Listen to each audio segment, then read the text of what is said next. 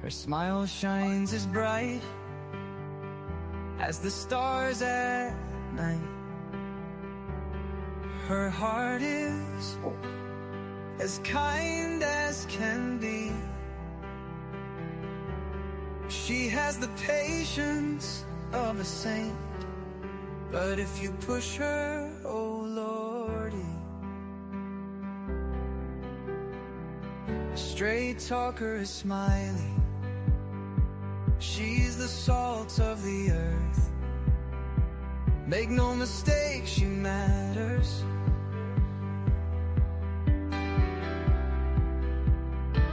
Catch Smiley's story on a live stream. Oh boy, that girl can matter. Go Smiley. She's Smiley, alright. She's Smiley. Make no mistake why she's here. She's Smiley, alright. She's Smiley. If you're guilty, she'll smell out your fear. Missing posters and stories of heartache and fear. She tells us all of the heartbreaking tears. She can sniff out the guilty from a mile away. If Smiley's on the case, then she's here to stay. She cares about these missing children. She cares deeply about them all. She speaks the truth with integrity. For the truth, she will seek it all. She's Smiley, alright. She's Smiley. Make no mistake why she's here. She's Smiley, alright. She's Smiley. If you're guilty, she'll smell out your fear. Smiley's questions are like a heat-seeking missile. She's going straight for the bullseye. Don't ever believe you can fool her. She's too wise, man, she won't comply. She values freedom like the 4th of July. She values respect even more. If you want to earn a place at Smiley's table, watch the clock, it takes time for sure. She's Smiley, alright. She's Smiley. Make no mistake why she's here. She's Smiley, alright. She's Smiley. If you're guilty, she'll smell out your fear. If you break her trust, you're done for. Trust don't grow back like grass. So don't give Smiley a reason to doubt you, or that friendship will shatter like glass. She's a damn good woman, that much we know. She puts in the hours to bring them kids home. If your child is missing, you want Smiley on the case. She is always willing and she gives so much grace. She's a Smiley, alright. She's a Smiley. Make no mistake why she's here. She's Smiley, alright. She's Smiley. If you're guilty, she'll smell out your fear.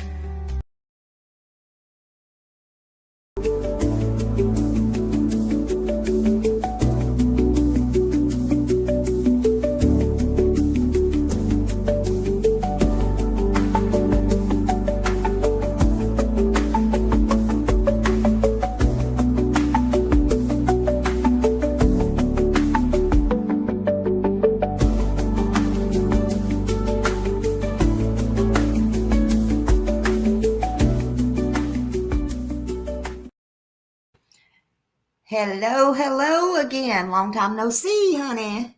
What y'all doing? Happy Sunday, August 3rd. Hello, beautiful Janice.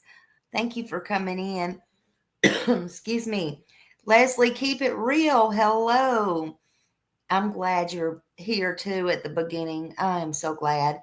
Dawn Emery, hello, hello. Wait, what? Wait, what? Said, what's happening with Smiley today? Hubby had to go do something, so I was like, well, let me get back on here. No, I'm just trying to get caught back up. I'm trying to get caught up with some of the stuff I have. Now, And I'm sick of it. I am sick of all these kids being hurt. How about that? Miss Magoo, hello, you, Miss Magoo. Hello, hello. Daniel Berry, happy Sunday. Happy Sunday.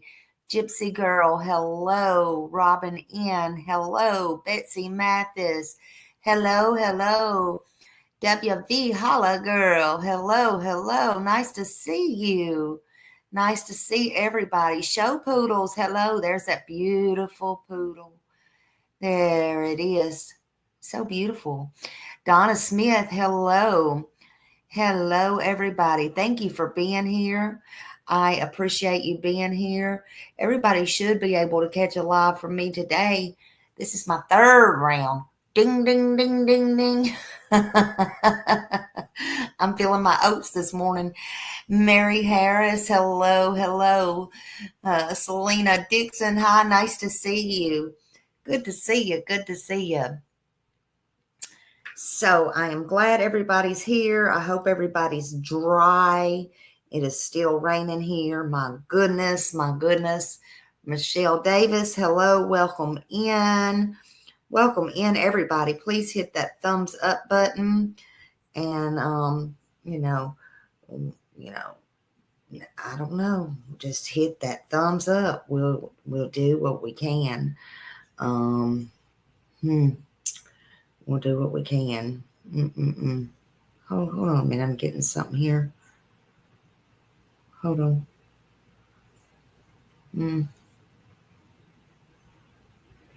What? Hold on. Sorry.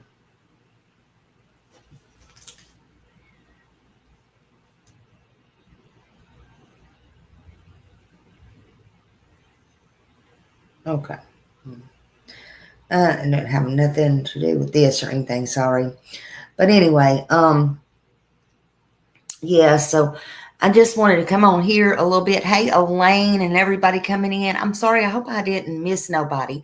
I apologize for that. I apologize. Welcome in, everybody. Thank you for being here. Terry Parker, good to see everybody. Thank you. So I'm just sick and I'm tired of all these kids being hurt. What about y'all? I'm just sick of it. Every time you turn around. Oof. So before y'all, hey, Susan Johnson, hello. So before y'all just stroll past me today or tonight or whatever it is around you, evening, let me just say this. Somewhere right now, there's a child who's either locked in a room, a cage, or somewhere. They're hungry, they're cold, they're scared, and nobody's coming to help them. Nobody's coming to help them unless we decide we care and we make it happen. I'm sick of it. I'm sick and I'm tired of the same headlines over and over and over again. I'm sick of hearing the same excuses over and over again. Right, Mary? It's awful. Today, I'm not just going to shh and stroll past it. I'm going to talk about it. I got some videos too. I want people to be able to recognize it. I want to tell you exactly what's happening and in my opinion, why that it keeps happening. We can't keep protecting this stuff. Why do we keep protecting this? Why is it okay? We've seen babies left in dumpsters. We've seen kids beaten until their tiny bodies cannot take it anymore and they pass away. Or worse. You know, my mom always said sometimes there's things worse than death. And I really didn't get it until several years ago. She's correct. Sometimes dying is easy. Could be crippled up. You could be in a wheelchair from things, you know. trauma, all kinds of things. These kids can't take it anymore. Hell, I can't hardly take it anymore. Children's cried out for help. They were told to go back home. Shh. To the very people killing them, hurting them, slowly but surely. Slowly, mentally, physically, emotionally. Sometimes it's their own parents who are the monsters up under their bed, or sometimes it's their own parents, unfortunately, who allows the monsters under their beds. Thank you, Janice, for that. Right there in their own homes. We definitely have failed systems here. CPS, protective services, whatever you want to call them, DHS, DFH, DF, who cares? Y'all know what I'm talking about. Whatever it's called in your state, how about that? Child protective services, they do a lot. It's a lack of follow-up because they have a overworked, a caseload or whatever. It's no excuse, though. It's no excuse. And then they do get them away. And then what happens? They get them away. They get them to safety for a hot minute. They give people time to clean, hot up, whatever. Now, I ain't saying all of them. I'm saying most. They don't keep them secure, though. They don't keep them safe. It's like they sold them back where they came from. Who they're putting them out there for.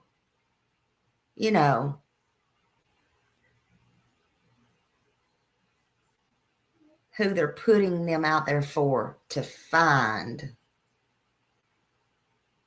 So people should never know the ones that actually literally get took away to get adopted out or something like that. Because even if you get chance after chance after chance after chance,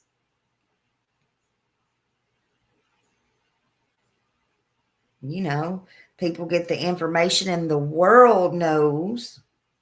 So they keep putting them out there for them to be bullied and blaming the system. And no wonder the system don't help like they should. I'm just saying.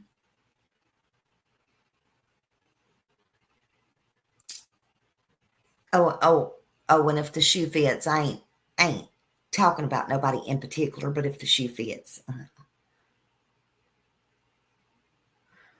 They're putting them out there, blaming them, but they're putting them in harm's way. Everybody. That means everybody fails them again, not 1, 2, 3, 4, 5. Right? Manipulation can be hidden absolutely, and then the damage is done. Everybody fails, kids. The child loses. The children loses. Hell, some are already lost. They put the kids in the system only to keep failing them. These things keep happening. They keep happening. One reason, too, is because neighbors, family, and even teachers are not reporting it because they're scared. And the ones that have reported keep seeing bullshit like this that don't get done.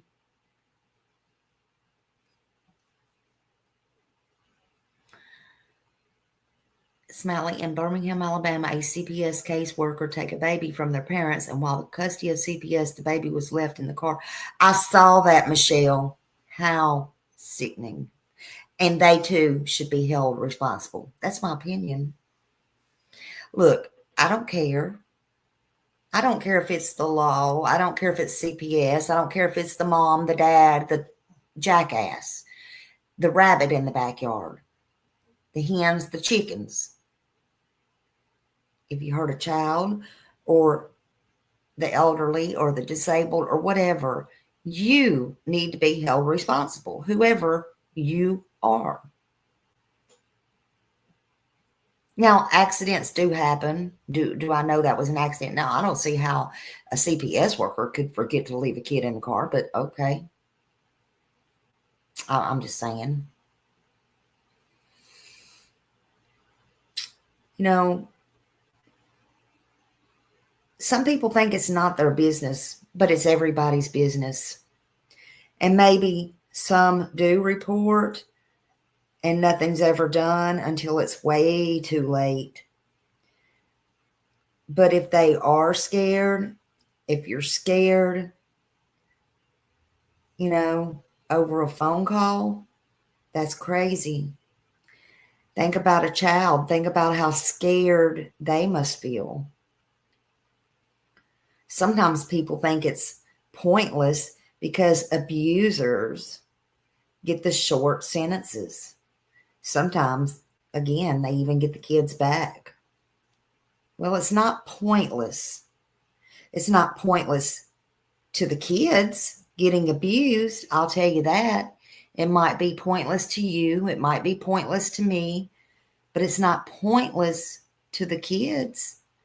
Hey, everybody coming in. When something bad happens or a child dies, then they want to tell us, we followed procedure. You know what? You know what that means? It means a child died by the book.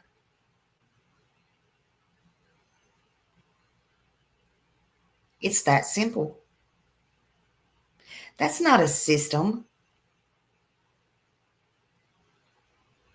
That's not a system. That's a broken, that's a machine built to fail. That's a failure. And in my opinion, they're just as responsible. Report abuse immediately. Don't assume somebody else will. Support state laws that strengthen the penalties for child abuse.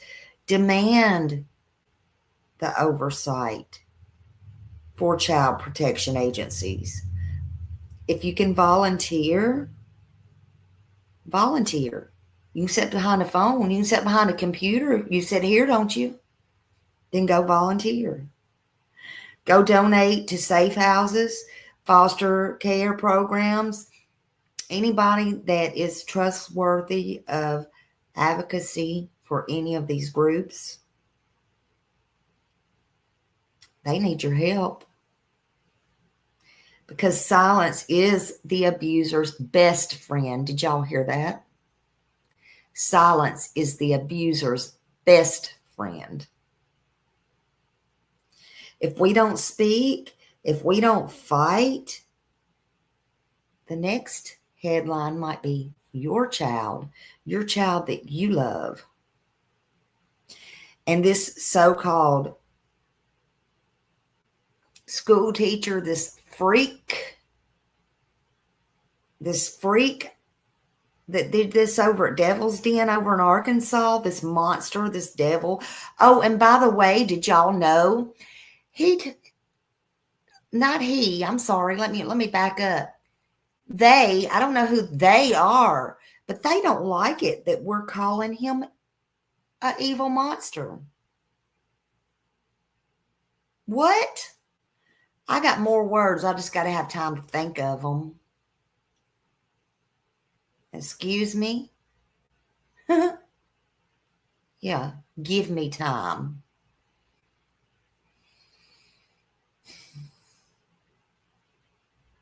This freak took the lives of Kristen and Clinton Brinks that day for no reason but to satisfy himself. He took two beautiful people. He destroyed their children, all who loved them. I'm free to think or say what I want, you know. So I'm reading, in the headline, or read somewhere last night. They don't like, we call them that.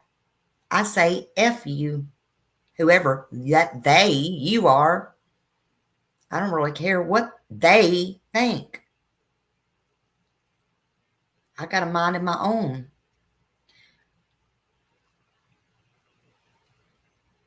I'm reading now in the headlines also last night in Oklahoma where he was teaching fifth grade girls.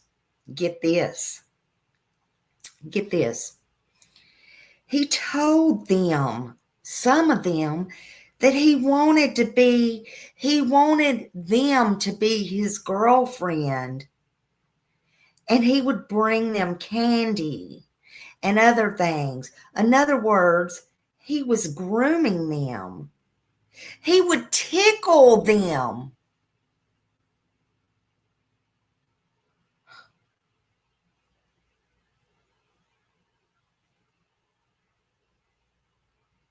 Why was that not called in? Why was he allowed to have a clean record, to go to any other school, to go to any other state? The system failed. Why was that not called in? And if the parents knew, the parents failed. Exactly, Janice. Exactly. They let him get away, walk away with a clean record. So he could get a job just like that anywhere he wanted to move. He just screwed with the wrong ones, though. Thank God for Arkansas.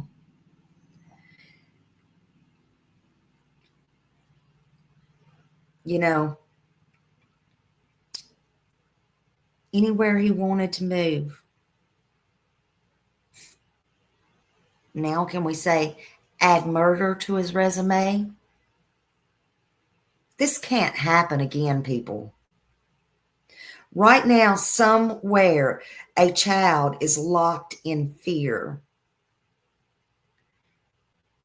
They're starved. Exactly. Wait, what? Yeah, don't hold your breath, honey. They can stick their finger up his booty hole up there and try to protect him. Anyway, there's no hero here unless we decide we're going to make it happen. I'm done whispering. I'm done pretending. It's someone else's problem. It's not someone else's problem. It's everybody's problem. I say something needs to be done. In 2022, did you know that 550,000 children were confirmed victims of abuse or neglect in the United States in 2022? That's nearly 8 out of 1,000, I believe, 8 out of 1,000 children. And that's probably way under the real numbers. People, this is America. This is the United States of America. We should never be hearing things like this. And our children should never be living like this, scared, in fear, hungry. There was a study done that every year thousands die, and almost 45% of fatal abuse victims are under 1 years old. Under 1. CDC estimates that 1 in 4 girls, 1 in 4 are girls, and 1 in 13 is boys that experience the sexual abuse. Go figure that. Usually by somebody they trust. That's sickening. That's making my chest turn right now. Not my stomach, my heart. I can feel my heart inside of me. No shit. Imagine 1 in every 4 little girls and 1 in 13 little boys. That's not a statistic. That's a child. That's somebody's life. And then we just had the case out of Alabama that I covered. At the Alabama torture bunker, children ages 3 to 15 held in a concrete storm shelter, a bunker. They called it drugged, bound, trafficked, abused by parents, associates, their mother, brother, dog, sisters, whatever. Officials called that the worst case they've seen in their 30 years. Well, they say now, and I checked on that, and we found out later that a teacher had called in on one of the little girls because the teacher was very concerned. So the teacher did her job. She tried to. But I just found out now in the last probably 36 hours now that one of the men and one of the women there are facing additional charges. I say good. Keep adding them on. The woman and man charged in Bibb County child abuse investigation, Rachel Brewer and Ricky Terrell, they're now charged with first-degree rape and sexual torture of a child less than 12 years old, and I say they should be, and probably more. Brewer was previously charged with 8 counts of human trafficking and kidnapping, 3 counts of sexual torture, and Terrell was previously charged with the rape. Bibb County authorities, they have described this case as shocking to the max. Underground operation. Underground. Now, 10 children have been identified as victims and 7 people have been charged. If you had your children around those people, or any children that were around those, because some of them were evidently freely, though, to walk around because that's how the police, or they got out. And they knew their address because the police stopped 2 of them and they gave the police the address. That's how they got busted. So if there's more kids out there, don't hide your kids, honey. You need to be calling.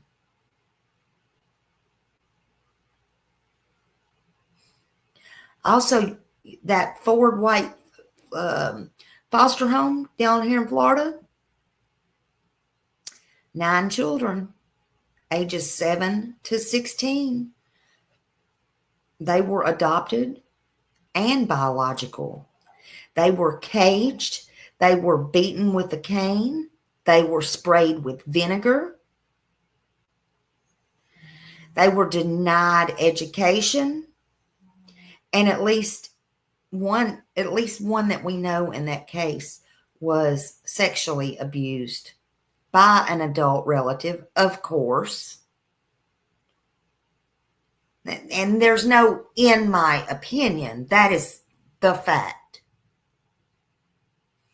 Also, the child, well, all of them really, but one of the teachers there tried to call, from my understanding, allegedly.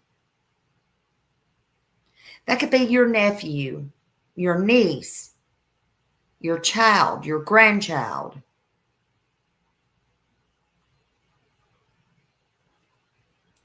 Sebastian. I don't know what all was going on there, but I know this. I know that the school called CPS out there, and there was CPS reports many a times. They failed Sebastian. Now look, he's gone. I don't know where he's gone for a fact, but it's a fact he didn't just get gone by himself. I believe with my entire heart the teacher tried to help him. And I believe with my entire heart he was the happiest when he was away from school, but he had every opportunity to try to run away if he wanted to, but he didn't. But they did fail him. The system did. His mother did. He was failed.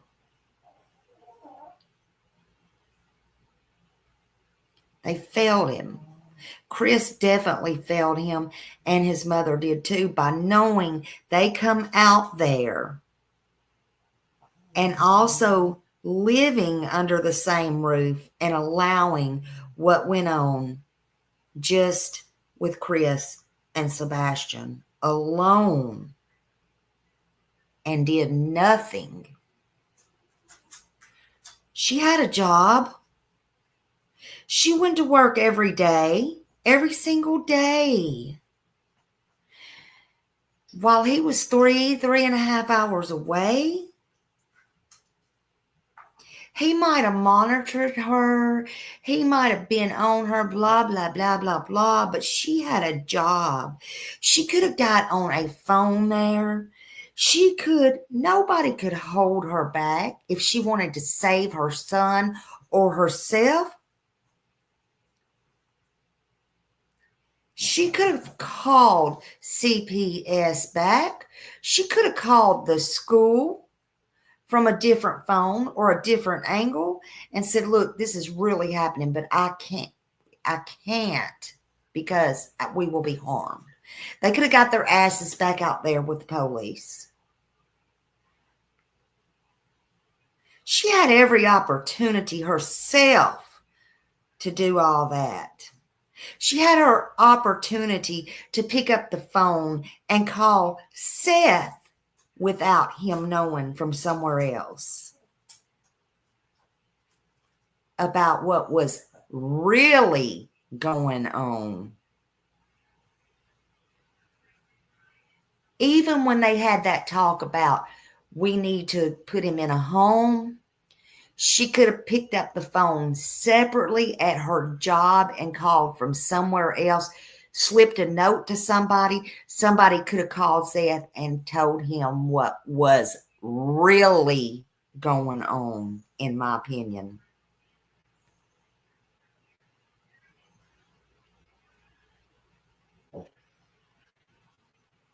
She didn't want to leave, and she made her choice. Look, we got to support, again, legislation that strengthens these penalties and removes these damn loopholes, because there are these huge loopholes and these kids are falling through these holes. When you shut up and you stay silent, just remember, silence is the abuser's best friend.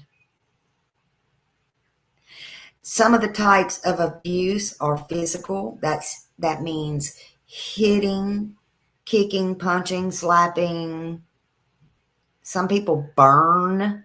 They do, unfortunately, cigarette burns or just burns in general. They throw stuff. They shake stuff. They get in your face using objects or whatever, belts, cords, sticks, forcing someone into these painful positions and trying to defend theirself, and some of them are defenseless. You have the emotional and psychological abuse. You get the constant criticism, the belittling or name calling. You get the gaslighting. you know, that the victim then starts to doubt their own reality. I do too, show poodles. Or they get humiliated in public and in private, actually, but in public, or get threatened to.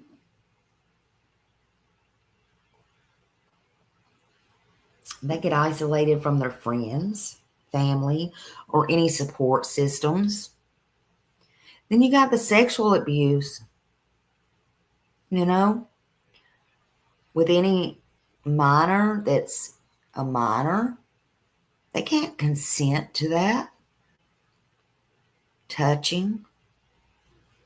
I won't go into that because we know what all that consists of. But forcing those acts, exposing a child to any sexual content, exploitation, including trafficking or pornography. Neglect, falling into public, basic needs like the food, the water, the clothes, taking all that away. All those things, all of that.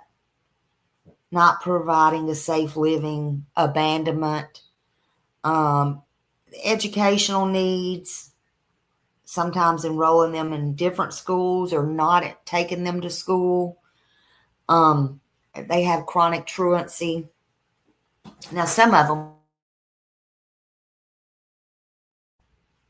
you have the financial, where you got people stealing, controlling someone's money, their assets.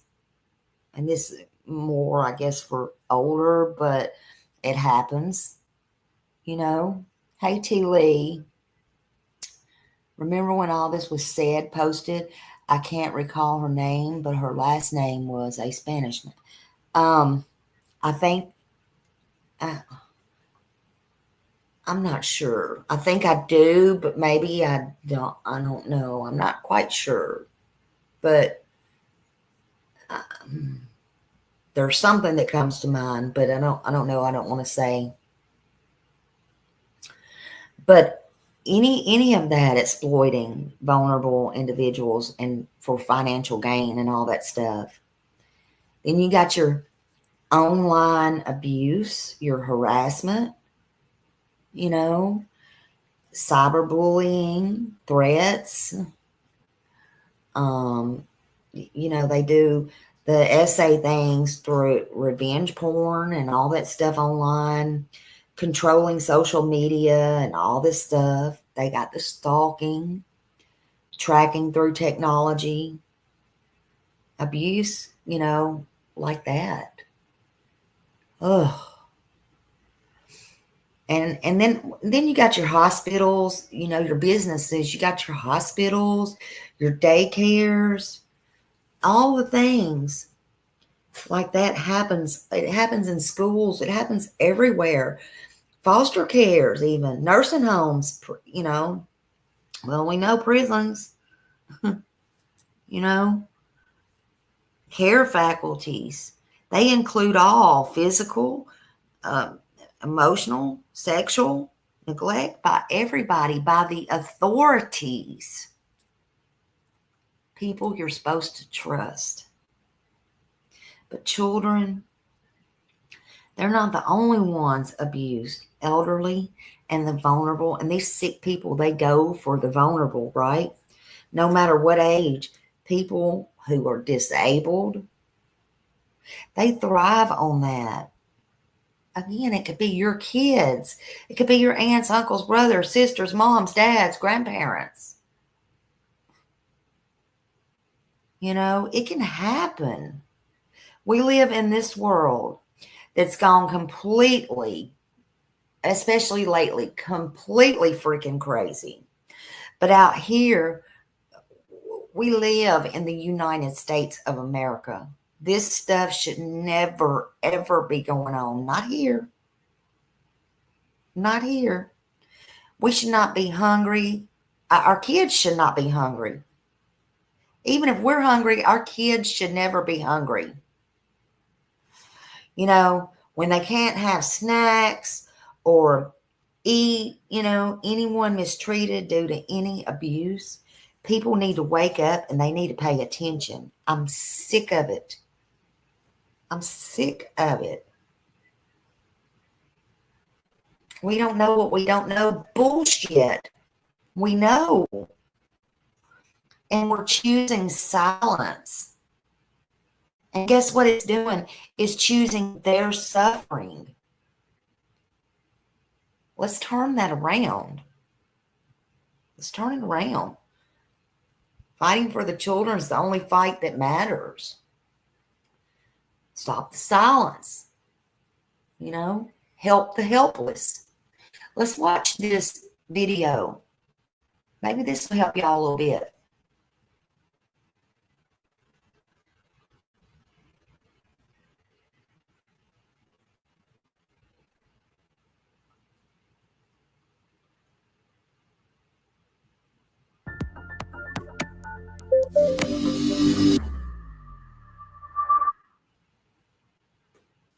Let's take a moment to talk about a very serious topic called child abuse and neglect, a subject none of us really want to talk about, but is vitally important, especially if you work in an industry where you might be mandated to report such abuse or neglect.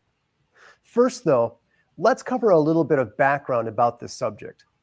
According to the statistics covered by the United States Department of Health and Human Services, the Administration for Children and Families, an estimated 679,000 children were victims of abuse and neglect, and of those, over 1,500 died in 2013 alone. Of these children, 80% suffered from neglect, 18% suffered a physical form of abuse, and 9% that's were sad victims about of the sexual meals, abuse. if that's true. That's sad. So as you can clearly see, this is a problem that is so serious and far too common. My hope is that this training will give you the knowledge to recognize true abuse and neglect and help you protect the innocent. Now, depending on your state laws, you may have a legal requirement to report suspected abuse as a person called a mandated reporter. A mandated reporter is a person who is legally required to ensure that a report is made to the proper authorities when abuse is observed or suspected. Specific details vary across states and jurisdictions, so make sure you know your particular details. Abuse that must be reported typically includes that which can be categorized as neglect, physical, or sexual in nature.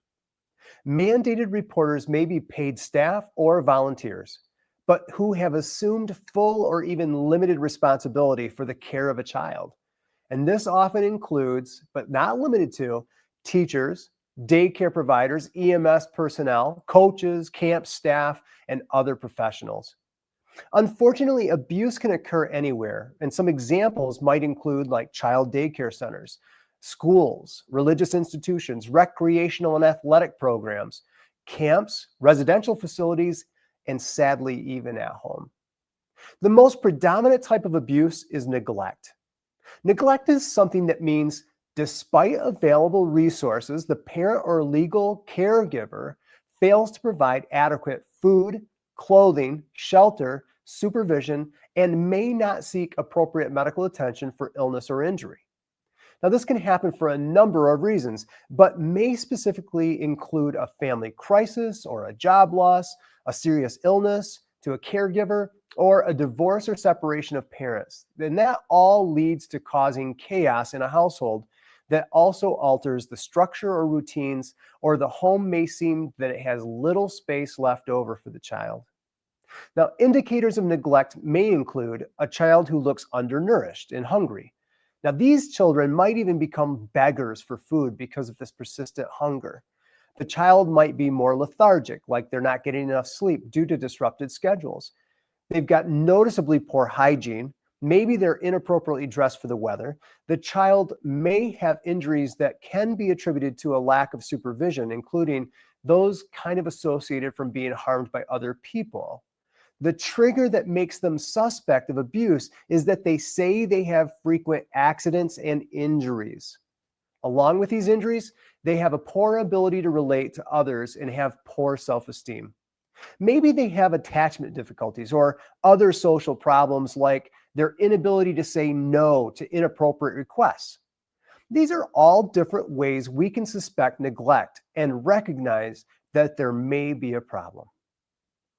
Now, unlike neglect, physical abuse is any act that, regardless of the intent, results in a non-accidental physical injury to a child. It can happen as a result of a parent becoming frustrated or angry and striking, shaking, or even throwing a child. Physical abuse may be an intentional, deliberate assault, such as burning, biting, or cutting the child. It's vital to remember that all children get bumps and bruises and cuts, but it's important to recognize when those bumps and bruises may be the indication that there's physical abuse rather than just normal childhood accidents. In all cases, consider the context. Take into account the child's explanation And they of the know, injury, the and child's doctors age, know, and they the know what's overall accident, behavior what's that you not. notice in that child. Now let's take a closer look at some of the specific signs of physical abuse, like questionable bruises and welts or other injuries on the face or around their lips and mouth. Cuts and bruises on the torso or on the back, buttocks, and thighs in various stages of healing. In other words, the bruises might be different colors, like some are red and purple and others are more yellowish green. The bruises reflect the shape of the object used to inflict the injury, like an electrical cord or a belt buckle. For the questionable burns like cigarette burns, especially on the soles of the feet or palms of the hands, the back, or even the buttocks of the Oh children, my God. you may see signs of something we call immersion burns. This could be like sock-like burns where we've seen they've put the baby or child into hot water. Now, donut-shaped burns on the buttocks or genitalia, or burn patterns that are like electric stove burners, where they're round and circular or look like the surface of an iron. Maybe some rope burns on the arms and legs or neck or torso. Look for fractures to the skull, the nose, the face, and black eyes, all in various stages of healing. These could all indicate signs of physical abuse. So let's look at behavioral indicators now. Some behavioral indications might be that the child is uncomfortable with physical contact, being wary of adults, and being apprehensive when other children cry. They may show emotional extremes like being overly aggressive or extremely withdrawn. In some cases, the child may be frightened of the parents and afraid to go home. They may arrive to school very early or stay very late. Again, all possible indicators that the child is avoiding the need to go home. Look for a track record where the child has made repetitive attempts to run away from home. So be alert to these reports that the child is being hurt by a parent or someone at home or in their community, and maybe they're even complaining of body limb soreness or moving uncomfortably. Maybe the child is wearing clothing inappropriate to the weather. I liken this to, say, a big, bulky shirt and loose pants in order to cover the body or the wounds. Additionally, they may even be reluctant to change clothes in public or for gym activities. This again being an attempt to hide injuries or bruises as a result of the abuse. Or how many So times they how get do you written out tell of the difference gym or between something normal like that. discipline and abuse? Well, it's important that there be some objective guidelines between corporal punishment and abuse. Corporal punishment, which is allowed in some areas of the United States, such as spanking, may be used as a discipline technique by parents or guardians to teach appropriate behavior. Discipline is a learning process, though. The goal is to teach appropriate behavior. Abuse, on the other hand, is not a learning process where the goal is not to stop inappropriate behavior, but to inflict pain, and is usually the result of anger, loss of control, and frustration. See, there's a difference between accidents and purposeful injury. But how does one tell the difference between abuse and accidental injury?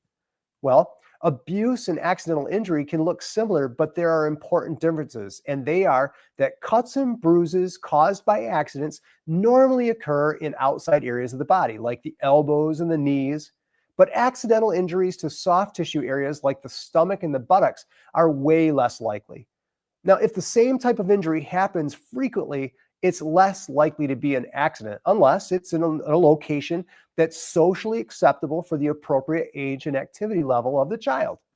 If multiple injuries are present, especially in different stages of healing, it's less likely to be an accident unless the child's involved in a full contact sport.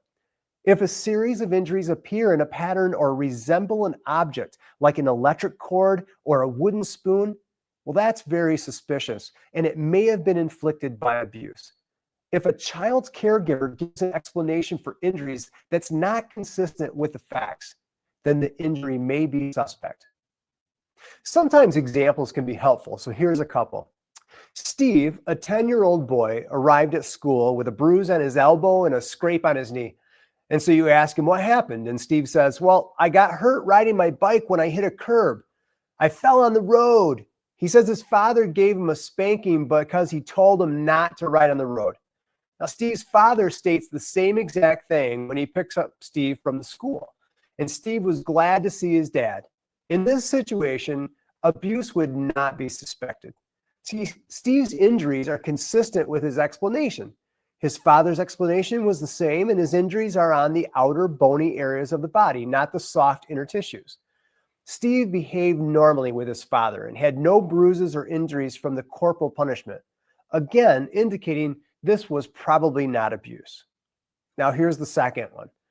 You notice that Susie, a 9-year-old, is trying to hide from the other girls in the locker room when she changes into her gym t-shirt. You notice that she has bruises on her upper arms and back, as well as a strap welt and bruises on her lower back in various stages of healing. When you question her about it, she says, well, I fell down the stairs, and she's really afraid that you might ask her mother about it. You see, in this situation, you should suspect abuse. Susie's secrecy, her fear of her mother being called, and the bruises on her upper arms and back, the specific injury pattern, and the evidence of the various stages of healing are all multiple indicators of possible abuse. Remember, reporting suspected abuse is helping to protect those who are being abused. Now let's talk about sexual abuse. It's a complex type of abuse with significant implications for the child victim. Often there are no physical signs or behavioral indicators that can be seen, or they're subtle and attributed to other things. But the adult abuser usually tries to manipulate them into silence by using things like, this is our little secret, with real or implied threats. See, this type of manipulation is far beyond the child's ability to understand. This is emotionally confusing to the child and will often create a wide range of emotional responses. Sexual abuse can be defined as any illegal sexual act upon a child, and it includes incest, rape, indecent exposure, fondling, child prostitution, and child pornography. Indicators of child sexual abuse include inappropriate knowledge of sex or sex behaviors, sexually explicit drawings, or highly sexualized play. Maybe expressions of unexplained fear of a person or place, avoiding or attempting to avoid a familiar adult. They also include nightmares, sleep interruptions, withdrawal, guilt-like feelings like, it's my fault. They may also indicate shame. They may have serious depression or maybe depression in general, anxiety, or mood swings. Make no mistake, one of the strongest indicators of sexual abuse is when a child simply says that he or she has been sexually abused. Take the statement seriously. Resolve doubt in favor of the child and err on the side of protection. If it's not truly abuse, a good justice system will find that out. So how should you respond to the abuse? Abusers often tell children that bad things are going to happen if they tell others about it, or that it's a secret that is not to be shared. Because of this, children are more likely to share information in an indirect way, hoping you'll just figure it out and figure out what they're trying to tell you. There are different forms of disclosure. Let's cover a few. Like indirect. Indirect disclosure might sound like this. My babysitter keeps bothering me. There's also disguised disclosure. Disguised disclosure sounds like, what would happen if a girl was being touched in a bad way and she told someone about it?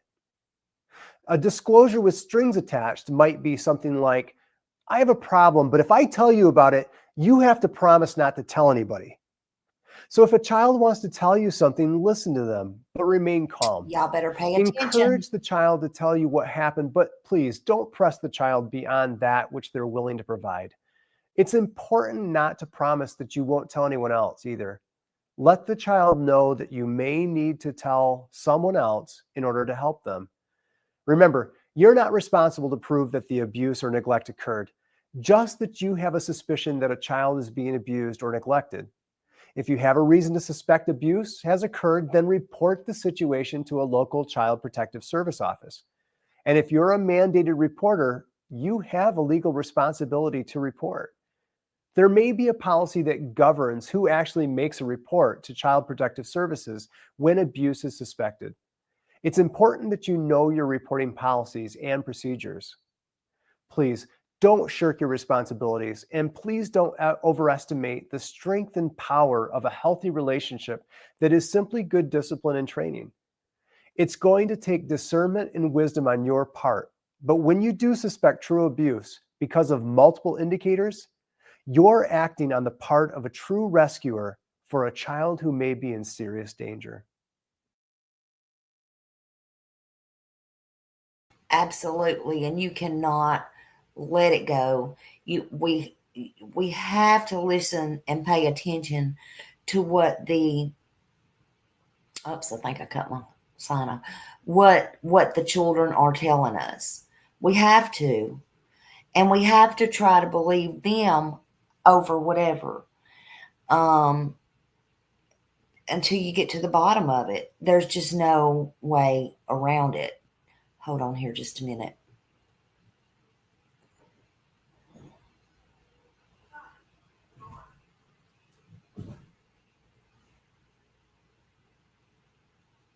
Therapy before. Just ask yourself if what you're doing in your life right now is working. Sign number 1, and this one is going to hurt. When children are emotionally neglected, they most likely struggle to process feelings. As they grow into adults, these unresolved issues hold them back in many shocking ways. Today, I want to address 9 signs in adulthood that we were emotionally neglected as a child.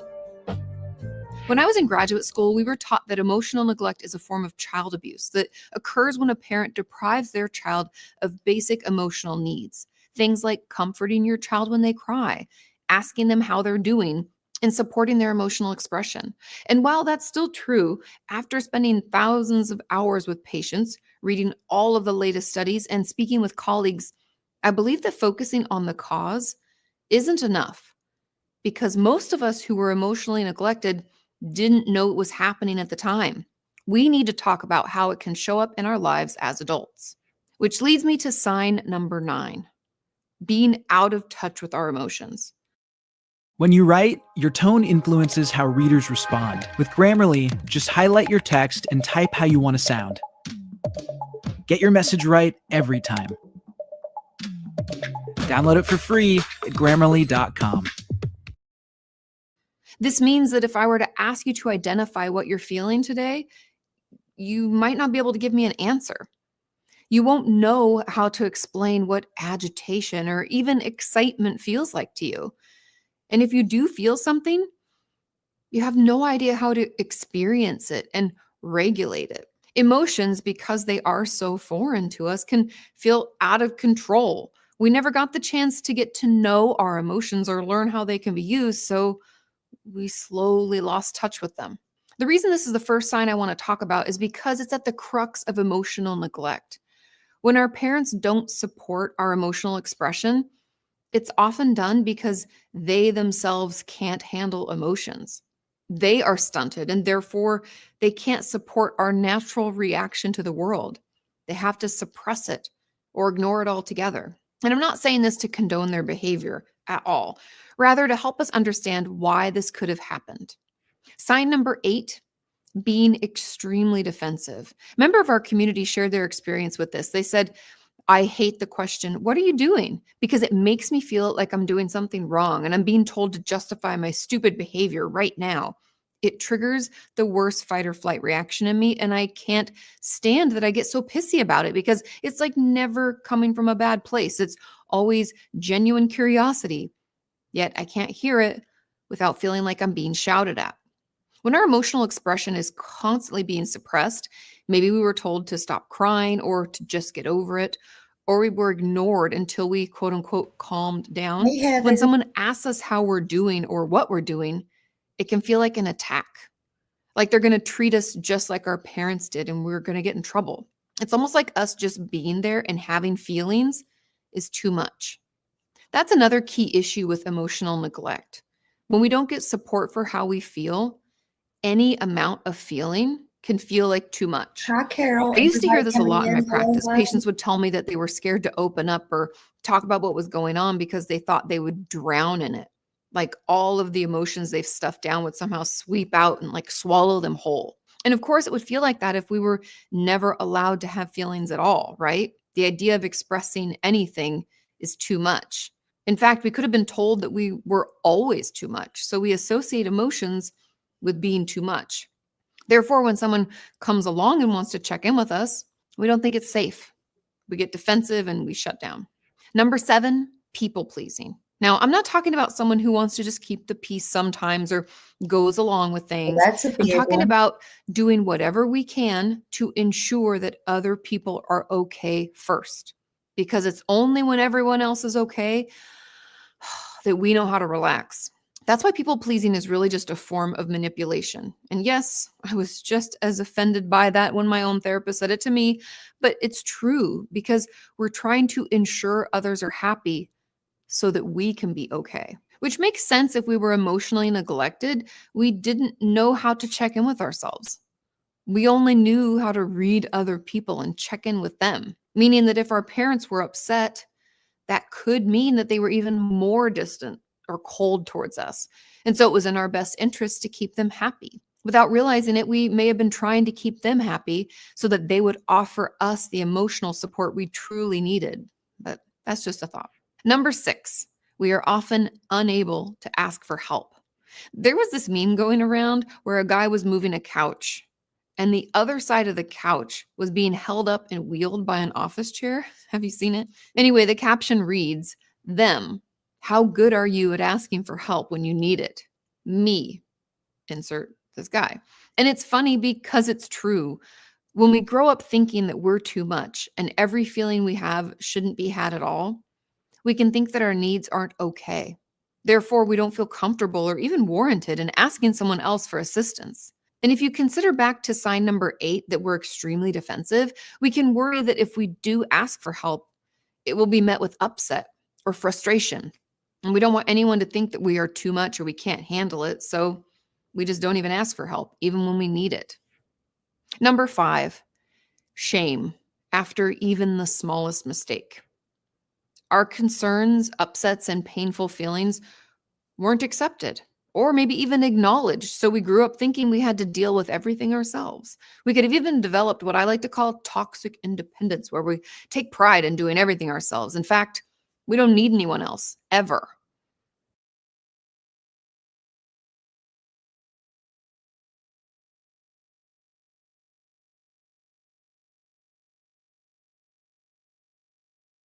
Sorry, y'all. 1 minute it swaps from one side to the next. My StreamYard, I can't stand it. But anyway, you know what I find funny is not only as kids, but this is a lot of what I see going on YouTube. I kid you not. I kid you not. The shaming, the everything that we see is just, it blows my mind. I mean, was this done to them when they were children? I mean, it's crazy. Wait, what says? She's reading my letters. Bless. I'm so sorry. I'm so sorry. You know,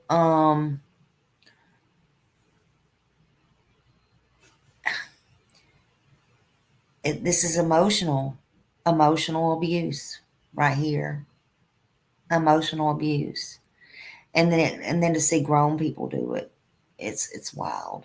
That's all. I just want to stop it there and say that because it's horrible.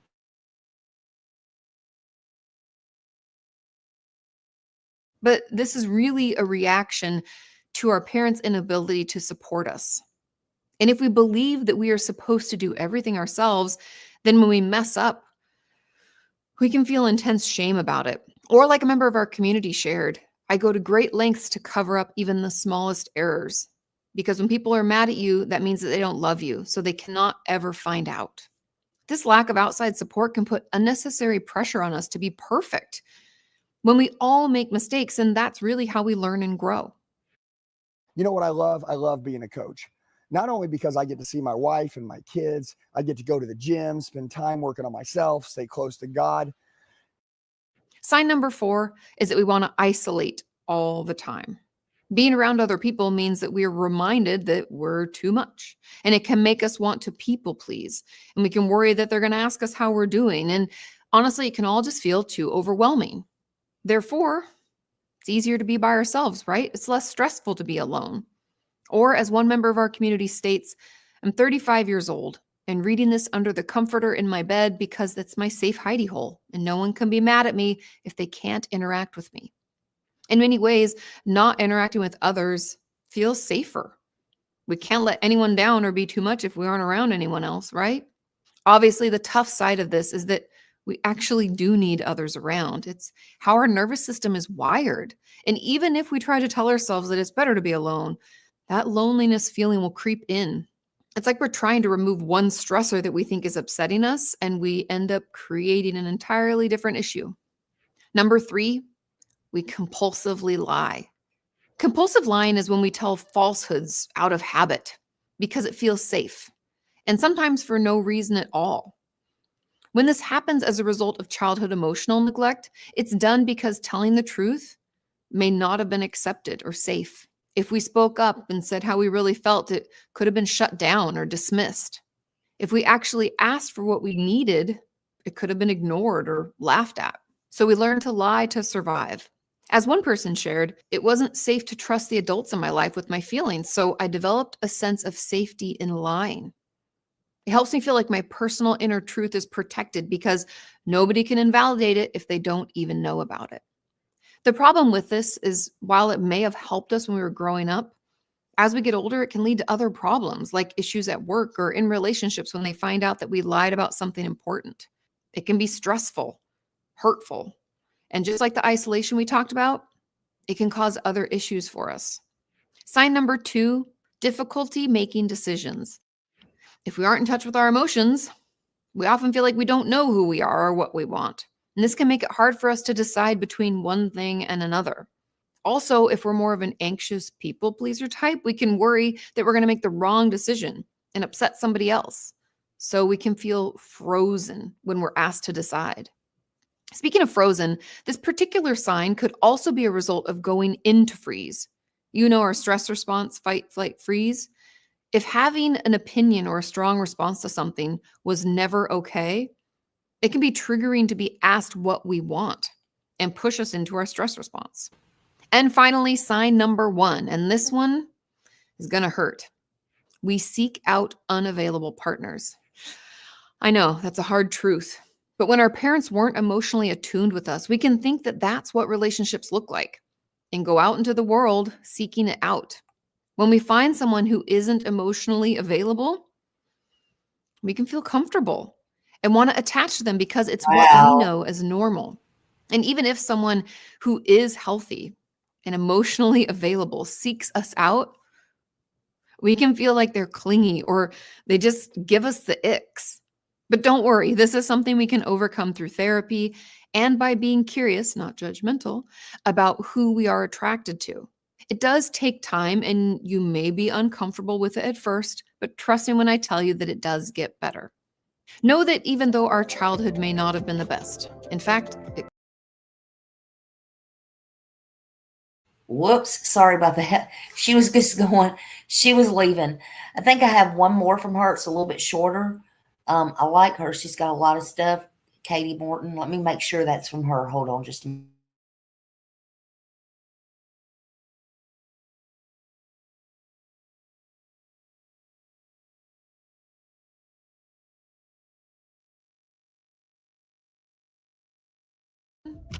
is going to hurt.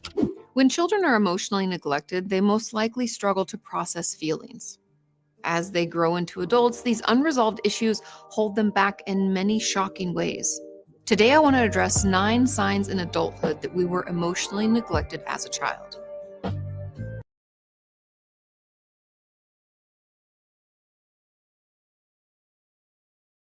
Sorry, that was the same one. I'm sitting here talking to myself. I said that was the same one. Let's see. Okay, so yeah, that was the same one. I don't know why. I don't know what I did with the other one. Lord only knows. But anyway, go watch them, and there's different ones. I think the first guy too, he also hit probably every one of them the nail on the head. Let me close this. What in the hell is going on there? All right. He probably hit the nail on the head there. Sorry. And I know that's triggering, but I am just like, think about how these kids, these older people, the vulnerable, even like people in here, yourselves have been through stuff because, I mean, you're saying it and that's good. Don't keep it in. But I am so sick of it. I'm sick of the headlines. I'm sick of the we didn't know. I am sick of the I don't knows. I'm sick of that. It's time to turn these volumes all the way up. Yes, Summer's case. Absolutely. So they let her down too. So I didn't put her in a while ago, but they absolutely let her down. CPS was out there. And she's gone. But well, I kind of in a way sort of did at the beginning. Maybe y'all wasn't in here. Didn't have to say her name. You got CPS coming in, pulling people out, and sometimes they put them back. Sometimes they just put them in danger. That's all I'm saying. The main thing is choosing silence is not helping anybody. And some people are mandated reporters.